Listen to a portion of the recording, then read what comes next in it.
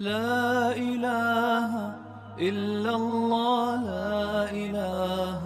الرحمن الرحیم۔ برادران اسلام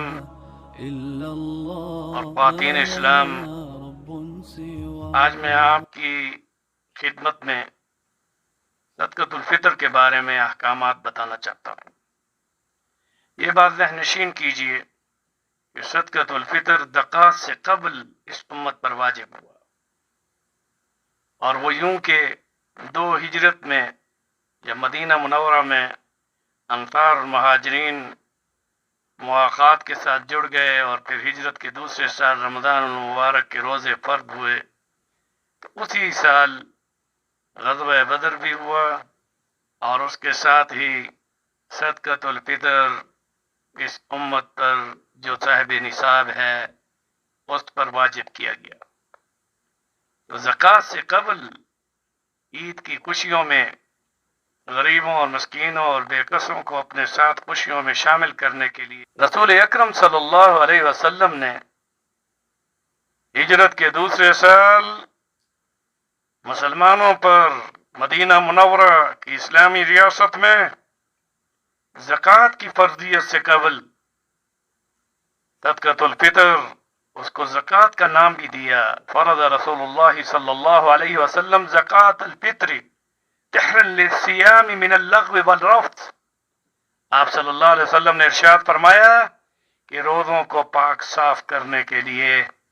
اور فضول باتوں اور گندی زبان سے جو روزوں کو آپ نے تھوڑا سا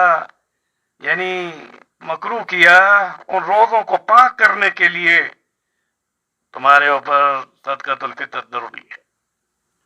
اب طہرا للصیام، اب یہ حکم روزوں کی پاکی کے ساتھ ہے۔ انسان روزہ رکھتا ہے اور اس میں آداب ہیں، آنکھوں کی حفاظت، زبان کی حفاظت، دل و نگاہ کی حفاظت، مگر اس کے باوجود پھر بھی انسان کی زبان سے کبھی جھوٹ، کبھی غیبت، آنکھوں کی خیانت اور لغو باتیں۔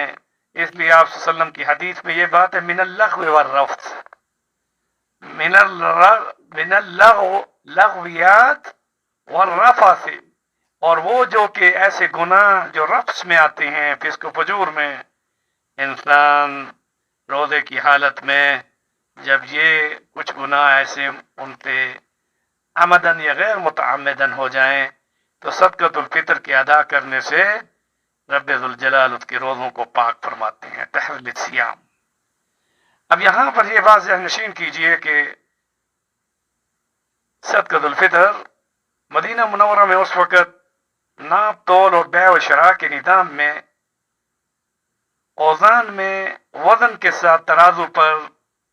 گندم اور جو کو نہیں تولا جاتا تھا، بلکہ پیمانے کی شکل میں ایک برتن میں اس کو تولا ناپا جاتا تھا۔ ناپ اور تول دونوں کا بیع و شراء میں ایک باقاعدہ نظام شریعت میں ملتا ہے۔ اس لیے صدقۃ الفطر کے بارے میں رسول اکرم صلی اللہ علیہ وسلم نے ارشاد فرمایا کہ ہر وہ شخص جو صاحب نصاب ہو، وہ اپنا اور اپنی اولاد جو نابالغ ہے اس کی طرف سے صدقۃ الفطر جو کی صورت میں، جو اس وقت زیادہ کھائی جاتی تھی، رسول اکرم صلی اللہ علیہ وسلم بھی آپ کا کھانا، حضرت عائشہ صدیقہ رضی اللہ تعالیٰ عنہ فرماتی ہیں کہ آپ جو کی روٹی کھایا کرتے تھے، تو اس لیے جو کا ذکر پہلے فرمایا کیونکہ خود اس کو اپنی خوراک میں رکھا تھا، تو فرمایا اگر جو کی شکل میں آپ صدقۃ الفطر دیں تو 1 سا، اور اگر گندم گیہوں کی شکل میں، گیہوں جسے کہتے ہیں گندم، آٹا، اگر اس کی شکل میں دیں تو اس میں نصف سا۔ سا سے مراد آج کل اس ناپ تول کے حساب و کتاب میں جو پیمانہ اس وقت ناپ کا تھا، اس کو اگر ترازو کے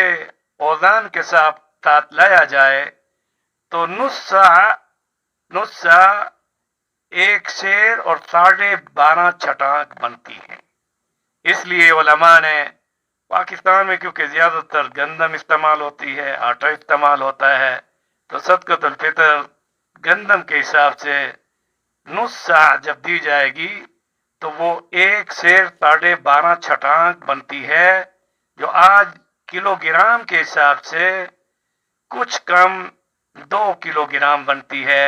اس لیے احتیاطاً 2 کلو گرام اس کی قیمت یا 2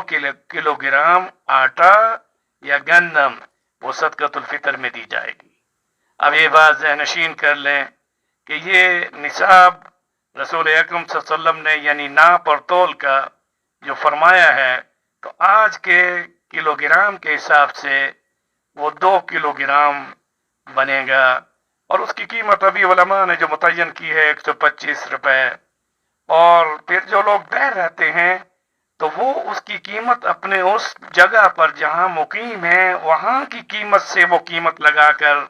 اپنے ملک میں بھیج سکتے ہیں۔ اب ظاہر ہے کہ ہر ملک میں گندم کی قیمت مختلف ہے، پاکستان کے حساب کے مطابق 120 125 اور مختلف جو سے علماء کرام نے اس سال کا ریٹ یہی بتایا ہے۔ ہمیں زیادہ وضاحت میں جانے کے بغیر یہی بات کہوں گا کہ صدقۃ الفطر در حقیقت غریبوں کو اپنے ساتھ خوشیوں میں شریک کرنا، اس لیے عید کی نماز سے قبل اس کا ادا کرنا واجب ہے،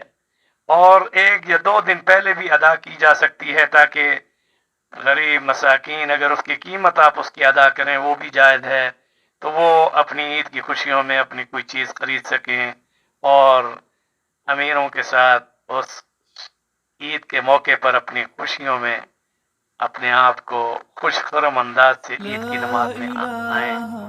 اللہ اکبر، اللہ اکبر، اللہ اکبر، لا الہ الا اللہ، واللہ اکبر، اللہ اکبر، وللہ الحمد۔